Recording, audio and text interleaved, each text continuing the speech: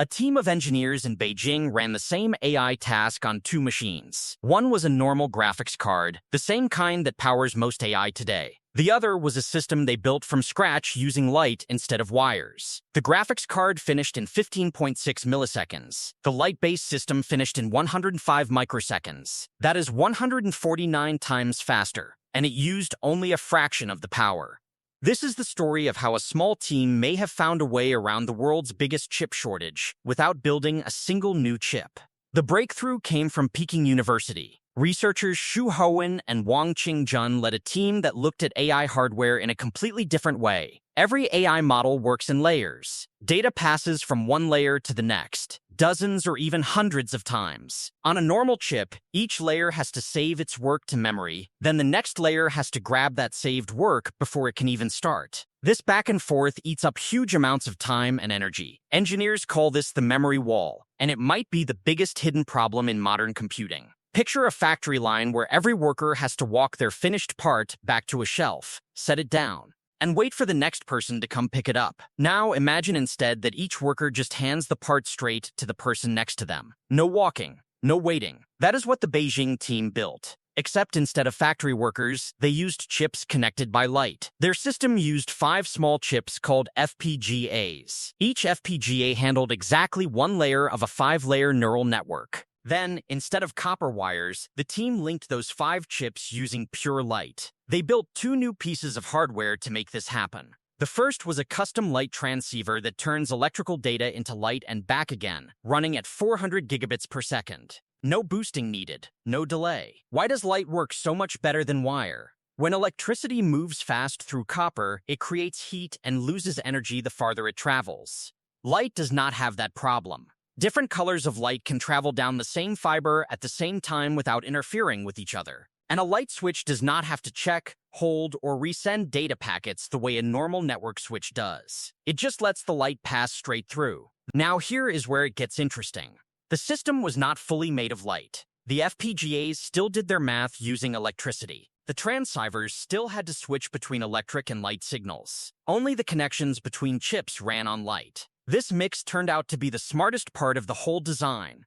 To test it, the team ran a 5-layer AI model built to clean up noisy images, using a dataset called Fashion Minist. They sent 1,000 images through the system, each one 32 by 32 pixels. The light-based system finished the entire job in 105.16 microseconds. That number alone would be impressive, but the real headline number is this. Then came the comparison.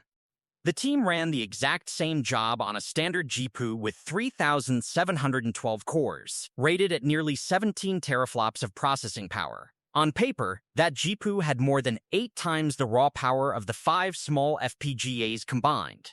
The FPGA system only delivered 1.969 teraflops, roughly 11.6% of the GPU's power. And yet, the GPU took 15.6 milliseconds to finish the same job the FPGA system finished in 105 microseconds, nearly 150 times slower, despite having far more raw horsepower. So what happened to all that GPU power? It got stuck waiting. The GPU had to finish one layer, save the result, load new rules for the next layer, then fetch that saved result again before starting new math. That loading and saving, over and over, took far more time than the actual math itself.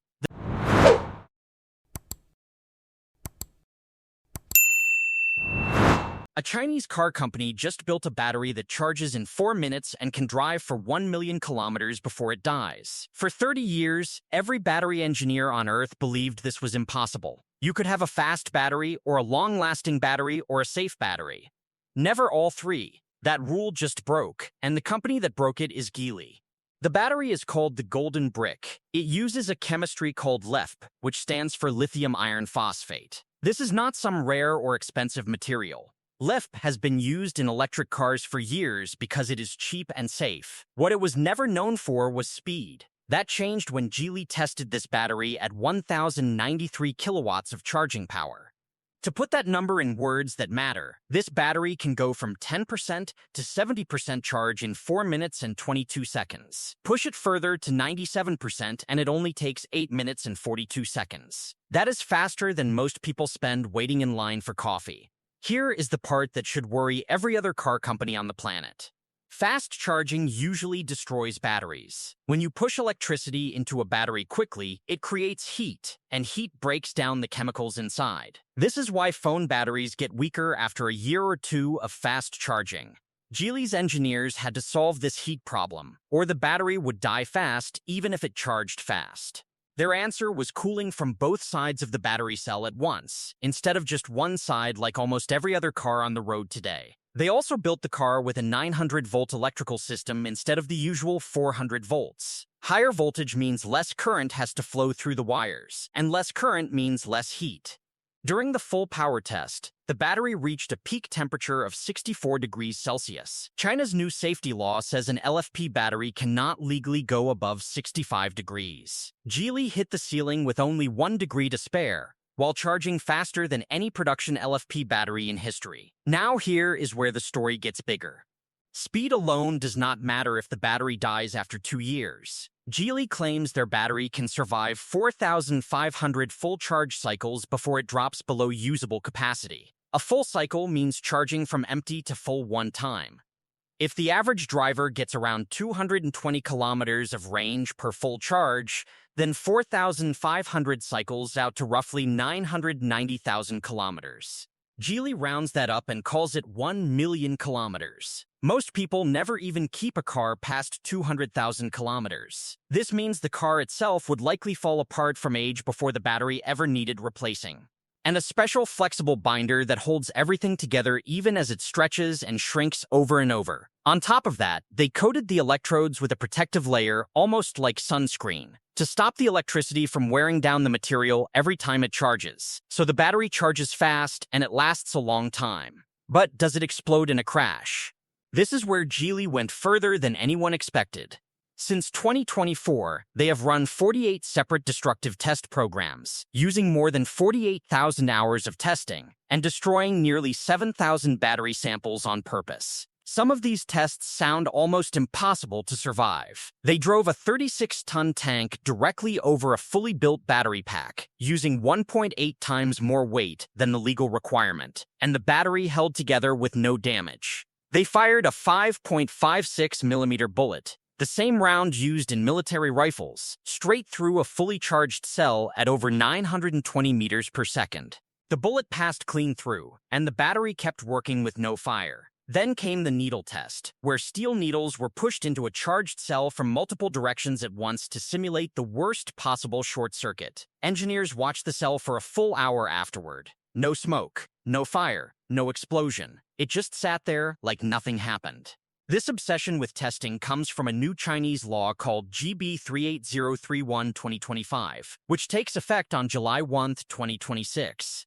The old rule only required a battery to warn the driver 5 minutes before catching fire, giving them time to get out while the car burned. The new rule is far stricter. A battery must produce 0 flames and 0 explosions for a full 2 hours after a failure begins.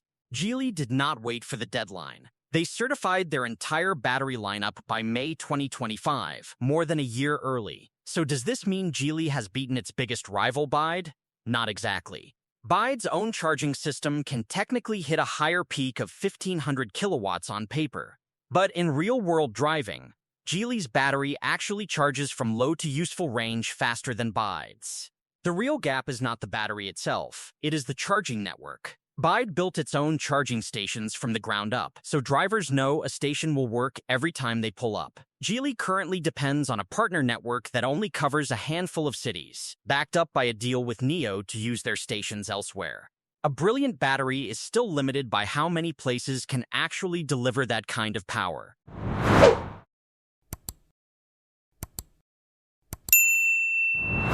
On Monday, July 27, 2026, a chipmaker almost nobody outside China had heard of walked onto the Shanghai Stock Exchange and did something no one saw coming. Its stock opened, and within hours, exchange officials had to freeze trading multiple times just to slow it down. By the closing bell, shares were up 466% in a single day. Not over a year, not over a month, one day.